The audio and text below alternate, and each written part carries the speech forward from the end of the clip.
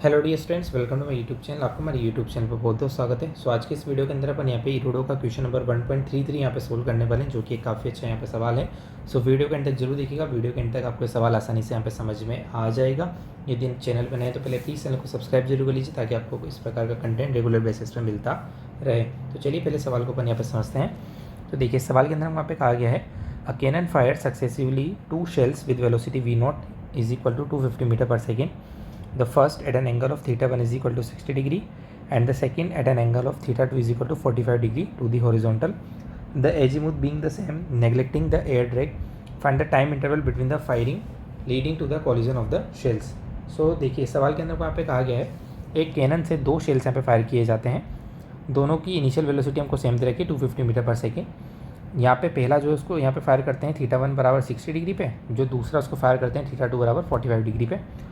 अब इनमें क्या होता है, कुछ टाइम बाद इनके बीच में क्या होता है, कोलिजन यहाँ पे होता है। तो हमको यहाँ पे फाइंड आउट करना है कि दोनों के बीच में यहाँ पे जो टाइम इंटरवल है वो यहाँ पे कितना होगा। हमको यहाँ पे time interval between the firing यहाँ पे फाइंड आउट करना है। ठीक है, चलिए तो ये कुछ इस प्रकार की सिचुएशन है। लेट से ये हमारे पास पहला जो शेल है वो ये है, दूसरा शेल हमारे पास ये है। ठीक है, दोनों की जो इनिशियल वेलोसिटी वो कितनी दे रखी है, हमको 250 मीटर पर सेकेंड दे रखी है। तो इसको भी 250 से फेंका, इसको भी 250 से फेंका। इसकी वेलोसिटी कितनी, इसके लिए एंगल कितना है, 60 डिग्री है। सेकंड वाले के लिए एंगल कितना है हमारे पास, 45 डिग्री। तो देखिए मैंने यहाँ पे इनको कंपोनेंट कर दिए हैं। 250 हमारे पास जो 60 डिग्री वाला है, इसके दो कंपोनेंट हो जाएंगे 125 और 125√3। ठीक है, ये इसका ux कंपोनेंट, ये इसका uy कंपोनेंट हो जाएगा। और जो 250 हमने फेंका है 45 डिग्री पे, इसके हमारे पास कंपोनेंट हो जाएंगे 125√2, 125√2। ठीक है ना, चलिए तो ये तो इसके हमने यहाँ पे कंपोनेंट कर लिए ux और uy के अंदर, इसको अपन ने यहाँ पे सेपरेट कर लिया है। देखिए यदि इनकी ट्रेजेक्ट्री देखिए कुछ इस प्रकार होगी। देखिए 60 डिग्री वाला होगा वो कुछ इस प्रकार का पाथ यहाँ पे फॉलो करेगा। ठीक है, इसके बाद हमारा जो 45 डिग्री वो होगा उसका कुछ पाथ हमारा इस प्रकार होगा।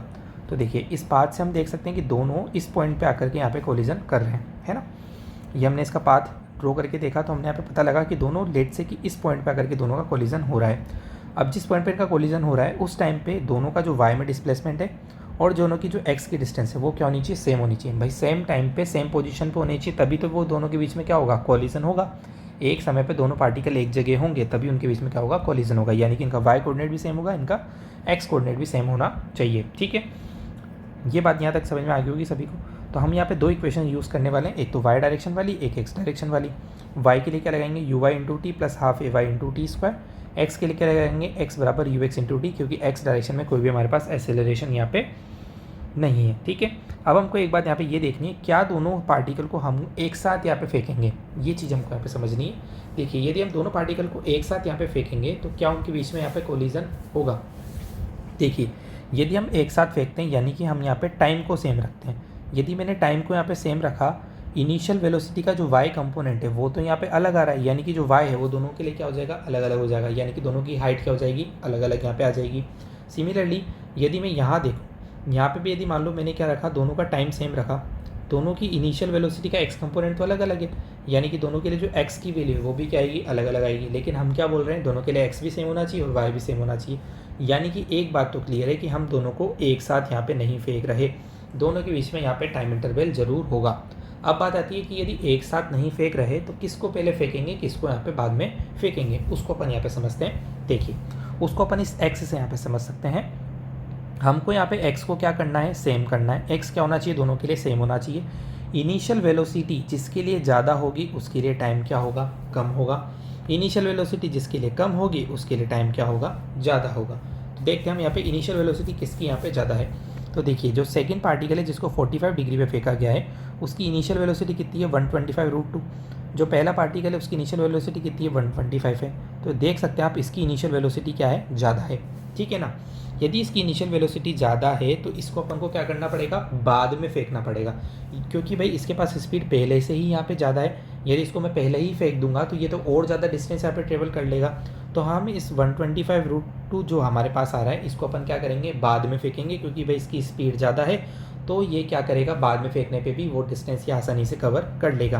तो आपको ये बात समझ में आ गई होगी कि हमें यहाँ पे जो ये 125 वाला है इसको यहाँ पे हमको पहले फेंकना पड़ेगा, जो 125√2 वाला है इसको बाद में फेंकना पड़ेगा। यानी कि जिसको हम 60 डिग्री पे फेंक रहे हैं उसको पहले फेंकेंगे और जिसको 45 डिग्री पे फेंक रहे हैं उसको अपन यहाँ पे बाद में फेंकेंगे। ये बात सभी को यहाँ पे समझ में आ गई होगी। ठीक है, अब हमको यहाँ पे पता है कि हमको इनका x भी सेम करना है, y भी सेम करना है। तो पहले हमने यहाँ पे क्या करा, इनका x यहाँ पे सेम कर लिया।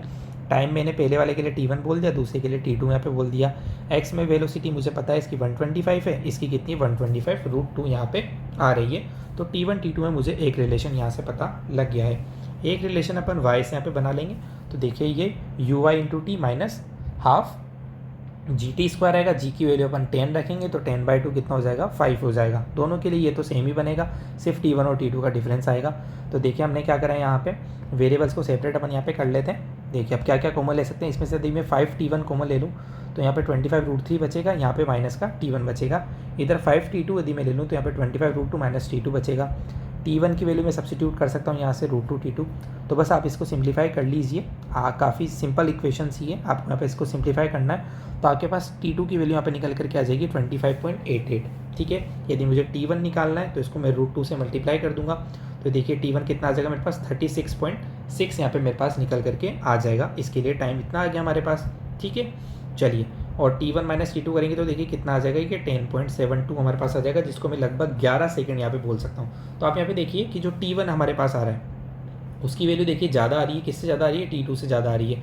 क्योंकि मैंने आपको बोला था कि भैया यदि हमको x सेम करना है और जिसकी इनिशियल वेलोसिटी कम होगी उसके लिए टाइम क्या आएगा, ज़्यादा आएगा। तो इनिशियल वेलोसिटी इसके लिए कम थी तो इसके लिए टाइम क्या आया, ज़्यादा आया। इसकी इनिशियल वेलोसिटी हमारे पास क्या थी, ज़्यादा थी, तो इसके लिए टाइम की वैल्यू क्या आई है, कम यहाँ पे निकल करके आई है। और पहले फेंकने वाली बात मैंने आपको समझा ही दी है। पहले किसको फेंकेंगे हम लोग, इसको फेंकेंगे, बाद में हम इसको फेंकेंगे, क्योंकि इसको यहाँ पे टाइम क्या लग रहा है, कम लग रहा है। इसकी स्पीड क्या है यहाँ पे, ज़्यादा है। ठीक है, तो दोनों के बीच में टाइम गैप हमको पता लग गया कितना है, टाइम गैप हमको पता लग गया है 11 सेकंड का। दोनों के बीच में यहाँ पे निकल करके आ जाएगा। फायरिंग के बीच का टाइम इंटरवल हमारे पास इतना निकल करके आ जाएगा। यदि सवाल समझ में आ गया है तो वीडियो को लाइक जरूर कर दीजिएगा। यदि आपको कोई डाउट है तो आप कमेंट करके मुझसे पूछ सकते हैं। आने वाली वीडियोस में अपन इरोडो के और भी अच्छे सवाल यहाँ पे सोल्व करेंगे। यदि आप भी चाहते हैं कोई पर्टिकुलर सवाल में सोल्व करूँ तो आप मुझे कमेंट करके उसका क्वेश्चन नंबर पूछ यहाँ पे सकते हैं। Thanks for watching, please like से सब्सक्राइब माई यूट्यूब चैनल।